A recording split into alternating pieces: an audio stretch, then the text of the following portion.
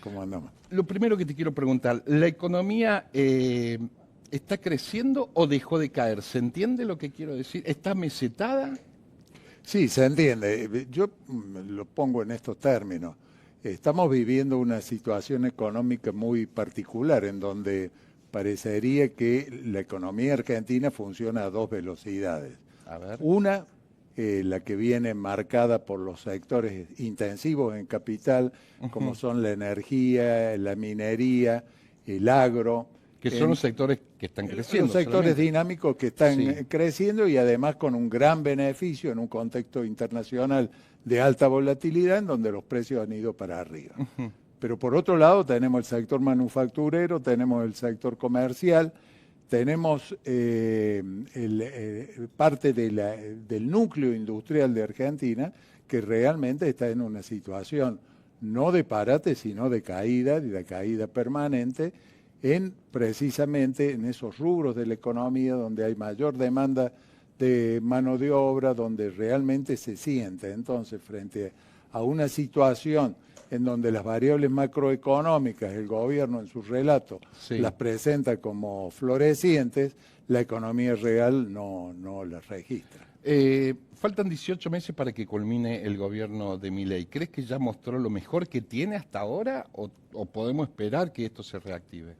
Yo creo que es un gobierno con un dogmatismo en materia económica muy marcado y que por lo tanto va a seguir el camino que está transitando, en donde precisamente el objetivo principal es obtener superávit que permita atender los compromisos de deuda, mantener equilibradas las variables macroeconómicas y que no se le escape el tipo de cambio, la tasa de interés, etcétera, pero con poco énfasis, poco apego a lo que es el consumo, a lo que es la vida diaria del argentino. Del metro cuadrado de la gente, que es lo que verdaderamente que es lo que realmente interesa. está golpeando. Lo hablamos muchas veces, digo, esta macroeconomía parece que al gobierno, quiero escuchar tu impresión, solamente sirve para el Excel, digo, pero no termina de derramar en la gente todavía. En función, y la política tiene mucho que ver con la economía, en función de que las elecciones son el año que viene, en función de que el presidente aspira a un segundo mandato, ¿crees que se puede llegar a ese metro cuadrado de la gente en función también de las reformas que está llevando adelante, ¿no? Bueno, yo creo que en esto el gobierno no es tonto, entonces habría que tomar un paso antes, digamos, que es el marco, que es la política. Sí. Todo parece apuntar al 2027 en el sentido de que políticamente el gobierno está buscando conseguir consensos para eliminar las PASO, para ser más flexible con respecto fiscal 2 ahora. Claro, para eso pone a un Santilli. Para que más político. Es la función que tiene hoy el jefe de gabinete. En ese contexto está buscando qué motor al cual va a echar mano para que la economía real pueda tener algún tipo de respiro. Pero esos motores están seriamente afectados, empezando por el crédito. Sí, o sea, parece. La destrucción hipotecario del sistema menos. Hipotecario menos, y el crédito de consumo ha caído sensiblemente, y la mora, porque conocemos los datos de mora bancaria que realmente son los más elevados de los últimos 25 años, en donde producen una gran preocupación, pero porque está inserto en un círculo vicioso.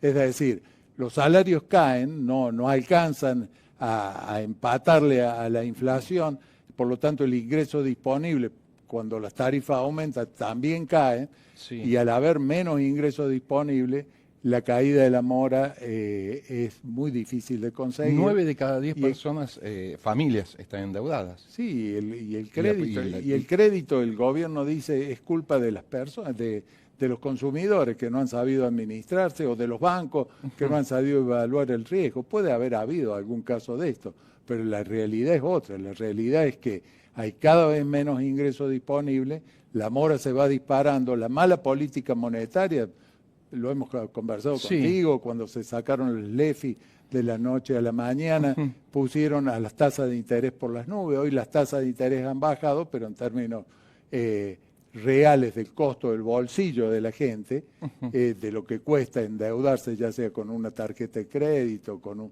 un crédito de consumo, es muy elevado, y a su vez hay una gran restricción de crédito porque las entidades que otorgan crédito no quieren darlo porque tienen una mora muy alta. Y muchas judicializales. Y el otro ¿no? motor que Sí. buscaría es la inversión. La inversión tiene un comportamiento mucho más lento y además viene en caída. Y está viendo la política también, la en el inversión primer privada. semestre del año...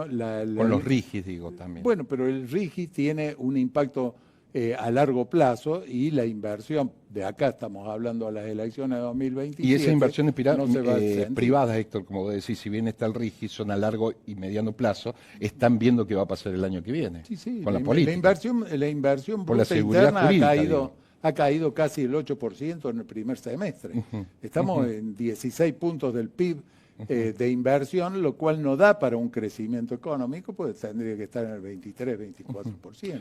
Héctor, el gobierno, ayúdame, hasta ahora ha cumplido los objetivos. Ellos hablan de disciplina fiscal, anclaje monetario, reforma, desregularización de la economía. Pero ¿qué tendría que pasar, aparte de eso que según el gobierno está haciendo, para que la economía termine verdaderamente de despegar?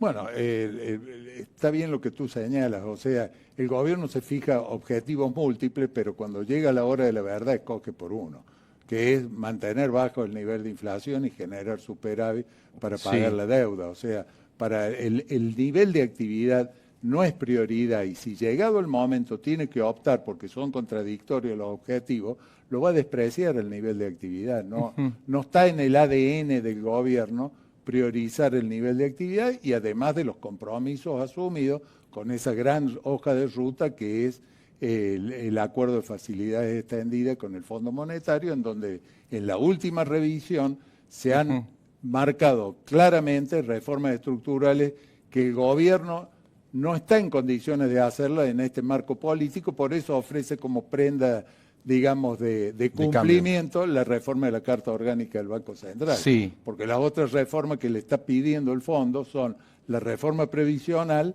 y la reforma tributaria donde se elimina el monotributo. Eso no Ese lo va a costo hacer, político no lo va a pagar no lo ahora. va a asumir de el acá tema al previsional. 2027, ni el de la reforma tributaria en los términos que exige el Fondo Monetario. Entonces, dice, bueno, vamos a modificar la Carta Orgánica del Banco Central y el propio presidente se ha puesto a la cabeza de esta cruzada para reformar la Carta Orgánica del Banco Central en una forma aislada, no dentro de un plan integral, sin modificar la ley de entidades financieras, o sea que es meramente declamativa para cumplir con lo que el fondo le está requiriendo. ¿Cómo observas esta imitación de la política que tiene Estados Unidos, que quiere implementar mi ley con el shutdown, creo que se llama, que se acaba el presupuesto y se cierra el Estado?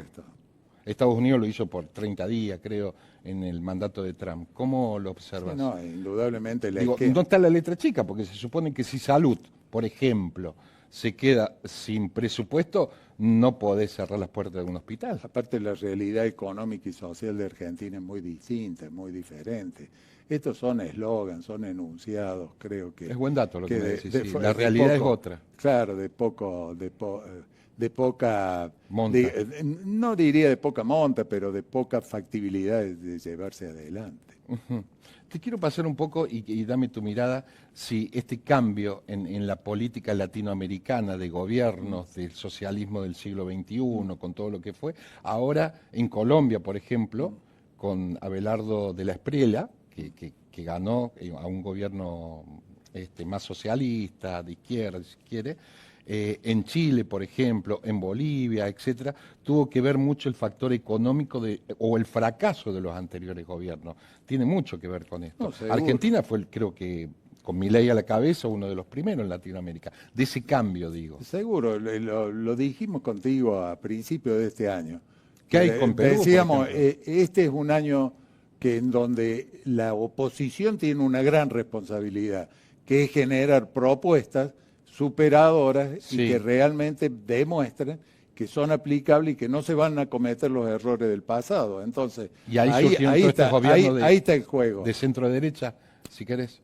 No, yo no lo rotulo, yo lo que digo, lo que tenemos que aspirar es a un esquema y a un programa económico integral que tenga como objetivo el crecimiento y el desarrollo sustentable. Para eso los parámetros a tener en cuenta no son los que son tenidos en cuenta en este momento. Héctor, si viene un vecino y te pregunta, ¿dólar o plazo fijo? Porque ayer salió el ministro a decir que volvamos a confiar en el depósito de dólares en el sistema formal, ¿no? Que hay muchos dólares debajo del colchón, pero sin embargo el argentino ve una vaca y con leche se quema, digo, ¿no? Ya pasó en el 2001 cuando Cavallo dijo inviertan, depositen dólares, que no va a pasar nada, y después sabemos lo que pasó con el posterior corralito. Y un Caputo que sigue insistiendo que saquemos los dólares del colchón.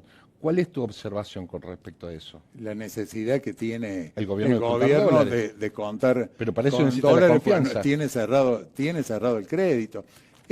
Hay un hecho que hay que marcarlo.